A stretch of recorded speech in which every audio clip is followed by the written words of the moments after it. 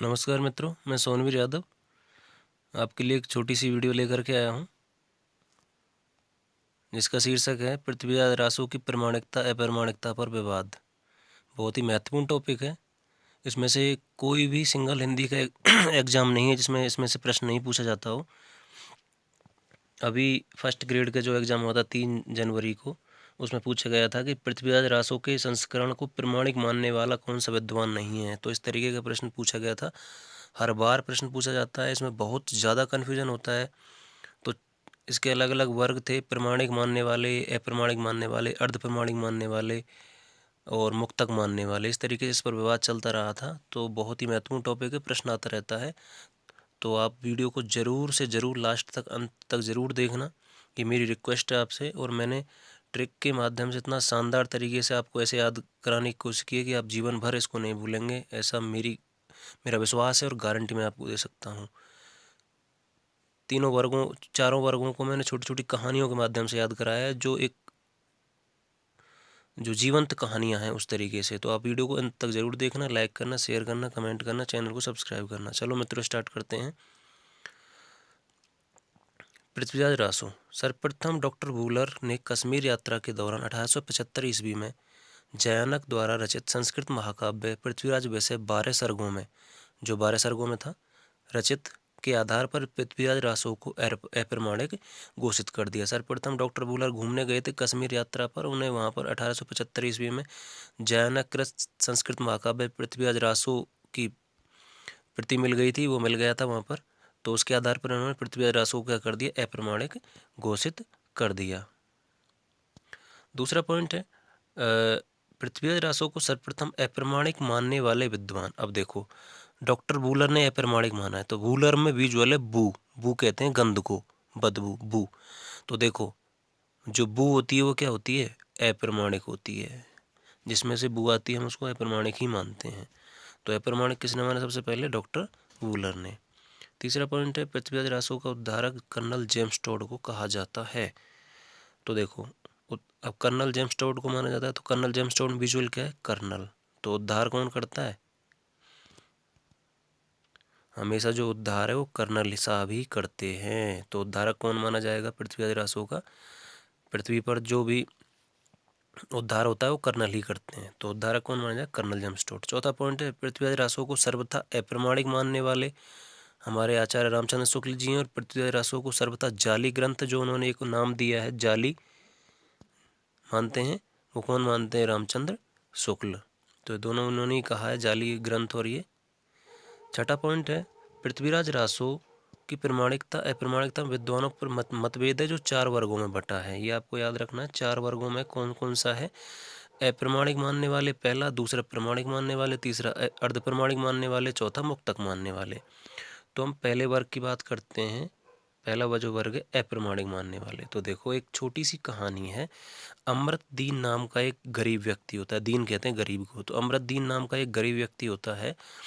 वो, क्योंकि आजकल आपको पता है गरीब लोगों से सारे सब नफरत करते हैं, तो उन्होंने सोचा कि चलो मैं ईश्वर के पास चलता हूँ मंदिर में, ईश्वर मेरी कुछ मदद करेंगे। तो अमृतदीन नाम का व्यक्ति वो मंदिर में गया। तो सबसे पहले उन्होंने जो मूर्ति जो मंदिर में देखी, राम श्याम गौरी देवी सभी की मूर्तियाँ थी, सभी से प्रार्थना करने लगा। तो पहुंच गया, वो मंदिर में पहुंच गया, तो उसने राम श्याम गौरी देवी के दर्शन किए। लेकिन वो दीन था, दीन यानी गरीब था, इसलिए राम श्याम गौरी देवी भगवानों ने भी उसे मार करके भगा दिया, क्योंकि उसमें से बू आ रही थी, मतलब बदबू आ रही थी। ठीक है, उसको भी ईश्वर भगवानों ने भी धुतकार दिया।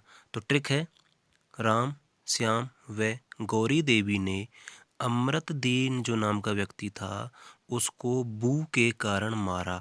मतलब उसमें से बू आ रही थी, दुर्गंध आ रही थी, बदबू आ रही थी, इसके कारण उसको मार करके भगा दिया। वो बहुत निराश हुआ कि मैं तो ईश्वर के पास आस लेकर के आया था, लेकिन इन्होंने मुझे मारकर भगा दिया। तो राम श्याम व गौरी देवी ने, वहाँ पर राम की, श्याम की, गौरी देवी की मूर्तियाँ थी, तो राम श्याम व गौरी देवी ने अमृतदीन को बू के कारण मारा। तो देखो, राम से रामचंद्र शुक्ल, राम से राम कुमार वर्मा, श्याम से श्यामल दास, गौरी से गौरी शंकर हीरानंद ओझा, देवी से देवी प्रसाद वर्मा, अमृत से अमृतलाल सील और इसी अमृत से अप्रमाणिक, दीन से मुरारी दीन, बू से डॉक्टर बूलर और मारा से मॉरिसन, डॉक्टर मॉरिसन।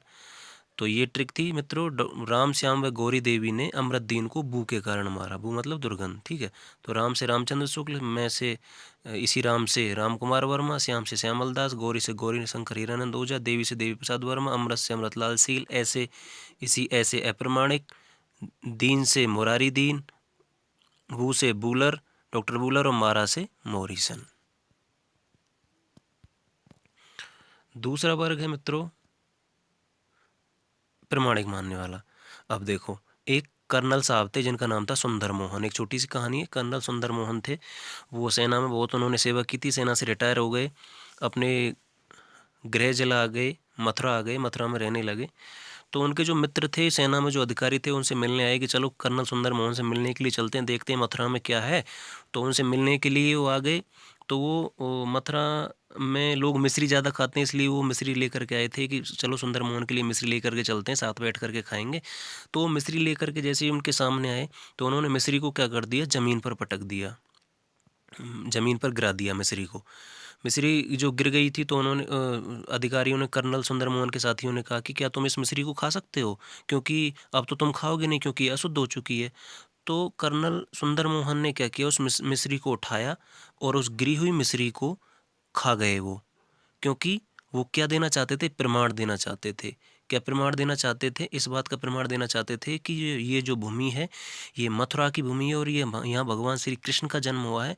तो कोई चीज़ यहाँ पर अशुद्ध नहीं होती है। कोई चीज़ जो अशुद्ध हो भी जाए तो अशुद्ध होकर भी शुद्ध हो जाती है। इसलिए उन्होंने जो मिस्री, जो उनके अधिकारी साथी उसको अशुद्ध समझ रहे थे, उसको भी कर्नल सुंदर मोहन ने शुद्ध समझ करके खा लिया, ठीक है। तो क्योंकि वो क्या थी, मथुरा की जन्म, जो भगवान श्री कृष्ण की जन्मभूमि थी मथुरा थी। अब देखो, मथुरा के कर्नल सुंदर मोहन, मैंने बताया था मथुरा के रहने वाले थे। कर्नल सुंदर मोहन ने प्रमाण देने के लिए कि यहाँ पर कोई भी चीज़ अशुद्ध नहीं होती है, गिरी हुई चीज़ भी ज़मीन पर, तो प्रमाण देने के लिए गिरी हुई मिश्री खाई, जो उनके मित्रों ने पटक दी थी, तो मिश्री वो खा गए। मथुरा के कर्नल सुंदर मोहन ने प्रमाण देने के लिए गिरी हुई मिश्री खाई।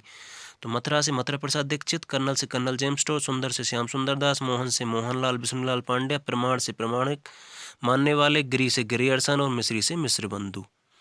तो मथुरा के कर्नल सुंदर मोहन ने प्रमाण देने के लिए गिरी हुई मिश्री खाई। मथुरा से मथुरा प्रसाद दीक्षित, कर्नल से कर्नल जेम्स टो, सुंदर से श्याम सुंदर दास, मोहन से मोहनलाल विष्णुलाल पांड्या, प्रमाण से प्रमाणिक, गिरी से गिरी अरसन और मिश्री से मिश्र बंधु, ठीक है। तीसरा वर्ग मानने वाले थे मित्रों, तीसरा वर्ग अर्ध प्रमाणिक। अब देखो, एक छोटी सी कहानी है। जो दशरथ थे वो जंगल में गए थे एक बार घूमने के लिए, तो उन्होंने श्रवण कुमार थे, उस पर बाण चलाया था कोई जानवर समझ करके, तो उनकी मृत्यु हो गई थी। तो उन्होंने श्राप दिया था श्रवण को, श्रवण कुमार ने उनको श्राप दिया था कि तुम भी ऐसे ही तड़प करके मरोगे जैसे मेरे माता पिता वियोग में मर रहे हैं। तो अब दशरथ ने क्या किया कि श्राप से बचने के लिए उन्होंने क्या किया, बहुत ज़्यादा तपस्या की, तो वो मुनि बन गए, दशरथ मुनि बन गए। तो उससे भी उनको उस श्राप से मुक्ति नहीं मिली, तो वो अपनी माता के पास पहुंच गए। तो माता से कहा कि हे माता, मुझे श्राप से बचाइए। तो उनकी माता ने कहा कि ये बहुत बड़ा श्राप, तुम जो पाप किया है बहुत बड़ा पाप है, इसका प्रायश्चित नहीं हो सकता। तो माता ने कहा कि अगर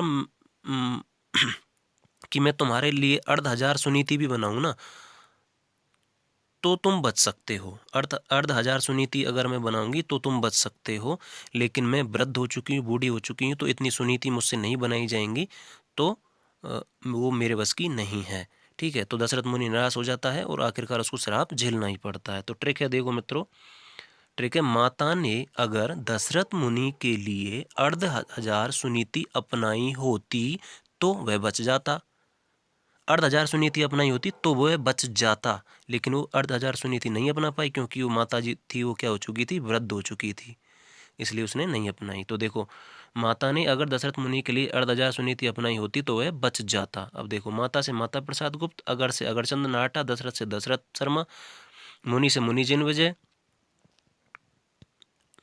अर्ध से अर्ध प्रमाणिक मानने वाले हैं, हजार से हजारी प्रसाद द्विवेदी और सुनीति से सुनीति कुमार चटर्जी, ठीक है।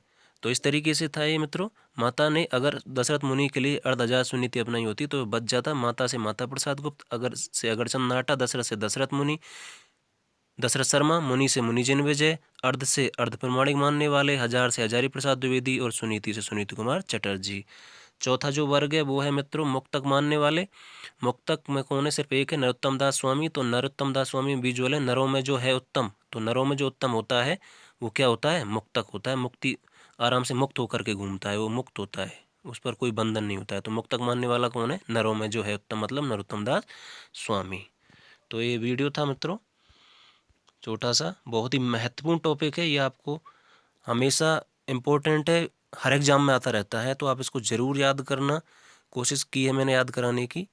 तो ये पॉइंट मैं दोबारा बता देता हूँ। सर्वथा अप्रमाणिक रामचंद्र शुक्ल मानते हैं, जाली भी यही मानते हैं। उद्धार कौन करता है पृथ्वी पर? कर्नल करते हैं, मतलब पृथ्वी पर मतलब पृथ्वीराज रासो। और अप्रमाणिक किसको माना जाता है? बू को, यानी दुर्गंध, बू को। ठीक है, तो इस तरीके से था ये। और यहाँ पर बूलर को कौन सी कृति मिली थी? जयानक की पृथ्वीराज विजय। ये पूछ सकते हैं कि किस कृति के आधार पर अप्रमाणिक माना है, तो ये भी आपको याद रखना है। संस्कृत महाकाव्य था जयानक का। तो देखो इसे, इधर किसका था ये? जयानक का। जयानक में इधर जय है, इधर विजय है, तो जयानक का कौन सा? पृथ्वीराज विजय। तो ये छोटा सा वीडियो था। ज़्यादा से ज़्यादा लाइक करना, शेयर करना, कमेंट करना, चैनल को सब्सक्राइब करना। बहुत बहुत धन्यवाद। आगे भी ऐसी वीडियो लाता रहूँगा। ज़्यादा से ज़्यादा शेयर करना, मोटिवेशन मिलता है मित्रों। कोशिश करूँगा आपको और ऐसी वीडियो लाऊं। जय श्री कृष्णा। बहुत बहुत धन्यवाद।